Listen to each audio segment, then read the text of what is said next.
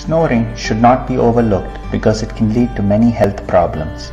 Snoring can be the first sign of obstructive sleep apnea.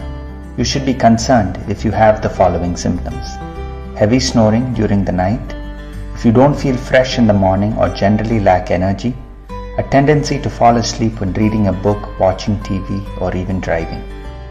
This is how obstructive sleep apnea works. Your upper airway muscles relax when you sleep, but if they relax too much, there can be an obstruction to your breathing, and if this obstruction lasts too long, you may have a tendency to wake up.